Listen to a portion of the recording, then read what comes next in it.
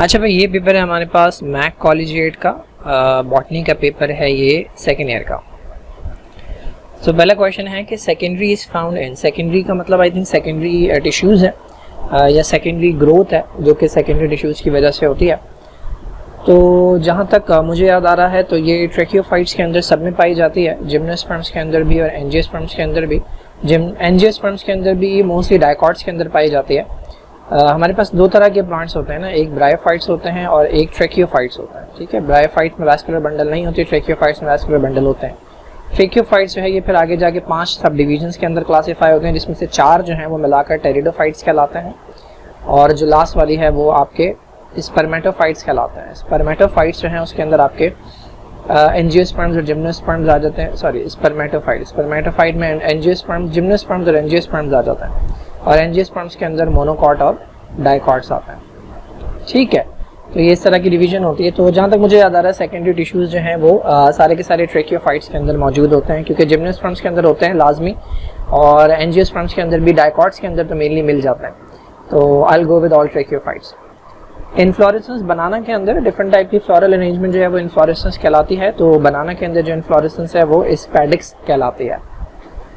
एल्केप्टोन urea एक बीमारी होती है जिसके अंदर एक तरह का केमिकल जो है वो यूरिन के अंदर पाया जाता है, जिसको हम होमोजेंटेसिक एसिड कहते हैं। ठीक है, तो एल्केप्टोन यूरिया के अंदर हाई लेवल्स ऑफ होमोजेंटेसिक एसिड आपको यूरिन के अंदर मिल जाता है। इसी तरह से एक बीमारी होती है जिसको हम फिनाइल कीटोन यूरिया होते हैं। तो ये एंजाइम रिलेटेड प्रॉब्लम्स होती हैं जिनके अंदर जो मसला होता है वो जेनेटिक लेवल के ऊपर होता है।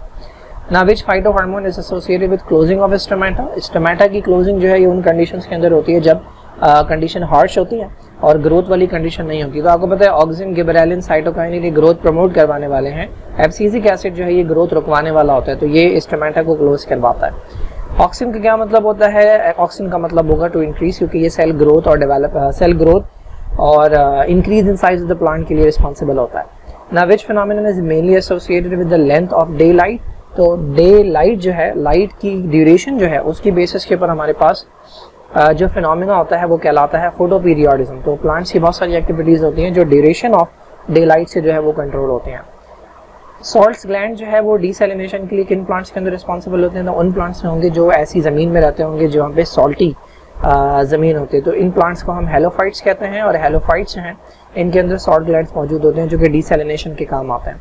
हाइड्रोफाइट्स पानी के अंदर रहते हैं, जीरोफाइट्स ड्राई लैंड के अंदर आते हैं और स्कायोफाइट्स या सीओफाइट्स इन्हें कहते हैं, ये शेड्स के अंदर ग्रो करते हैं। Reciprocal relationship in the growth of different plant organs is called. तो ये ग्रोथ कोरिलेशन कहलाते हैं। ग्रोथ कोरिलेशन का मतलब ये होता है कि एक जगह की ग्रोथ जो है वो, एक जगह की अगर ग्रोथ हो रही होती है तो वो दूसरी जगह की ग्रोथ को रोक के रखती है, तो ये ग्रोथ कोरिलेशन कहलाता है। जैसे एपिकल बर्ड जो हैं जब वो ग्रो कर रही होती हैं, ये अगर प्लांट है तो इसकी जब ये एपिकल बर्ड ग्रो कर रही होती है तो जो लैटरल बर्ड्स होती हैं उनकी ग्रोथ को रोका जाता है, तो ये ग्रोथ कोरिलेशंस कहलाता है। The growth regions inside a plant body. तो प्लांट बॉडी के अंदर वो एरियाज के जो ग्रोथ कर सकते हैं जिनके अंदर एबिलिटी होती है तो वो मेरिस्टेम्स कहलाते हैं। मेरिस्टेमेटिक टिश्यू वो होते हैं जो अपने आप को कन्वर्ट कर सकते हैं डिफरेंट टाइप के टिश्यूज के अंदर। ना those plants which grow in strong light. तो लाइट जिनको बहुत ज़्यादा रिक्वायर्ड होती है वो हेलियोफाइट्स कहलाते हैं और जो शेड्स के अंदर ग्रो करते हैं वो स्कायोफाइट्स या सीओफाइट्स कहलाते हैं। The breakdown of rocks into fine smaller mineral particles is known as. तो रॉक का ब्रेकडाउन जो है वो वेदरिंग कहलाता है। वेदरिंग सॉइल की फॉर्मेशन के लिए दो फिनोमिनन्स होते हैं। एक वेदरिंग होता है जिसमें रॉक्स जो हैं वो फाइन स्मॉलर पार्टिकल्स के अंदर ब्रेकडाउन हो जाते हैं एंड देन डिकम्पोज मटेरियल उसके अंदर शामिल हो जाते हैं, तो इन दोनों के मिलने से सॉइल फॉर्मेशन होती है। ना those fungi which grow in presence of fire they are called. तो ये पायरोफिलस कहलाते हैं, यानी हीट लविंग जो है ना वो कहलाते हैं, पायरोफिलस फंजाई कहलाते हैं। तो जब आग लगती है जंगल के अंदर तो जितनी भी आबादी होती है वो मर जाती है, लेकिन ये जो फंजाई हैं ये इसी के अंदर ग्रो करते हैं। Apomixis is found in these plants. Apomixis का मतलब ये होता है कि सीड फॉर्मेशन विदाउट फर्टिलाइजेशन, तो ये एपोमिक्सिस कहलाता है। तो ये डैंडेलाइंस के अंदर होता है। Dash are the pieces of tissues cut from the parent plant for cloning. तो क्लोनिंग के लिए आप पेरेंट प्लांट से जो है वो कोई टिश्यू ले सकते हैं, एक सेल ले सकते हैं, उसकी सेल वॉल को रिमूव कर देंगे तो वो आपका प्रोटोप्लास्ट बन जाएगा और इससे फिर डिवीजन होगी, ये कैलस फॉर्म करेगा और कैलस को आप जो है ना वो अगर ज़मीन के अंदर लगा दें तो उससे नया प्लांट बन सकता है।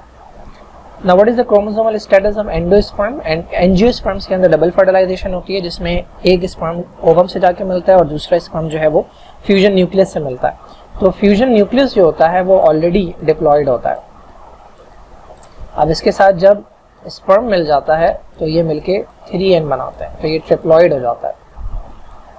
The ground flora of the tropical rain forest, tropical rain forest जहाँ पर बहुत ज़्यादा बारिश होती हैं, उनका जो ग्राउंड फ्लोरा होता है यानी ज़मीन के ऊपर जो प्लांट्स होते हैं वो मेनली जो है वो हाइग्रोफाइट्स होते हैं, यानी ये मॉइस्चर एब्जॉर्ब करते हैं, क्योंकि जितना भी पानी होता है वो सारा का सारा जो है वो नीचे नहीं आ पाता, प्लांट्स जो हैं वो उनसे डिस्पर्स हो जाता है।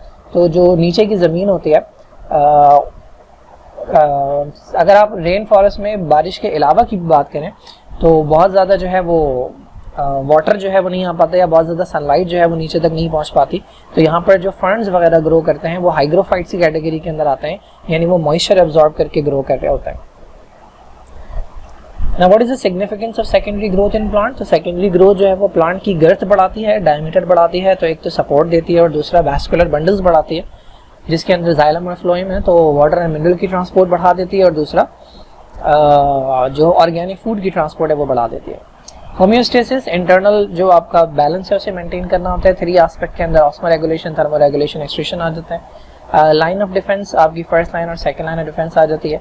एक तो उसकी जो आउटर लाइनिंग है वो, और दूसरा कुछ केमिकल्स प्रोड्यूस होते हैं जिन्हें फाइटोलैक्सेंस कहते हैं। पॉलिनेशन 2 टाइप की होती है, ठीक है, एपोमिक्सिस एंड पार्थिनोकार्पी।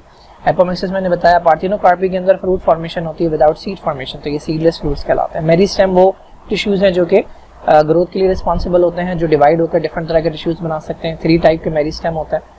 एल्केप्टोन यूरिया वो कंडीशन है कि जिसके अंदर एंजाइम की डेफिशिएंसी होती है, होमोजेंटेसिक एसिड जो है वो बॉडी के अंदर मेटाबोलाइज नहीं हो पा रहा होता, तो वो बहुत ज़्यादा यूरिन के अंदर जा रहा होता है। Now how do plants cope with cold and heat stress? ठीक है, नेम ऑफ सब stages of prophase 1 of meiosis, तो इसके अंदर आपके लेप्टोटीन और जाइगोटीन और पैकेटीन और डिप्लोटीन और डायकिनेसिस आ जाते हैं। Pleiotropy, gene pool and epistasis. Pleiotropy के अंदर एक ही जीन जो है उसका जो प्रोडक्ट है वो डिफरेंट पाथवेज जो है उनको अफेक्ट कर रहा होता है। जीन पूल जो है वो कलेक्टिवली जितनी भी जीन्स होती हैं ऑर्गेनिज्म के अंदर उनको जीन पूल कहा जाता है, और एपिस्टेसिस के अंदर एक जीन दूसरी जीन के काम के अंदर मुदाखलत कर रही होती है। Different types of abiotic components, ठीक है, make a chart showing chemical composition of chromosome. Chromosomal theory, ठीक है। व्हाट इज ग्रोथ कोरिलेशन, मैंने ये बताया कि एक पार्ट की ग्रोथ जो है वो दूसरे पार्ट की ग्रोथ को अगर अफेक्ट कर रही है तो ये ग्रोथ कोरिलेशन कहलाता है। Seed germination, there are 3 types of seed germination. Photoperiodism, अभी हमने बात की कि ड्यूरेशन ऑफ लाइट जो है उससे एक्टिविटीज़ मुतासर होती हैं। वर्टिलाइजेशन के अंदर कोल्ड ट्रीटमेंट दी जाती है ताकि इन्हांस किया जा सके जो फ्लावरिंग है उसे। Genotypes and phenotypes of different blood groups, ये मिल जाएगा चैप्टर 8 में। Why Mendel selected plant for his experiment, 4-5 reason है जो बुक के अंदर दिए हुए हैं। Now how and when does the meiotic error take place? Meiotic error जो है ये आपके तब होते हैं जब क्रोमोसोम सेपरेट हो रहे होते हैं। They describe any 2 types of syndrome and what are the response of environment. ठीक है, डिफरेंट क्वेश्चन है। तो मियोटिक एरर्स जो हैं ये आपके तब होते हैं जब सेपरेशन हो रही होती है, और सेपरेशन ना हो सके तो उसे नॉन डिस्ट्रक्शन ऑफ क्रोमोसोम कहते हैं। इससे मोनोसोमी और ट्राइसोमी हो सकती है। मोनोसोमी की एग्जांपल के अंदर आपके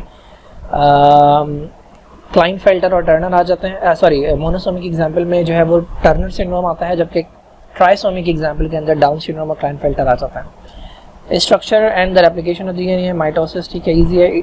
ecological success, stages of hydrosphere, Mendel's law, ठीक है, and mutation and different types of mutation, and nitrogen cycle.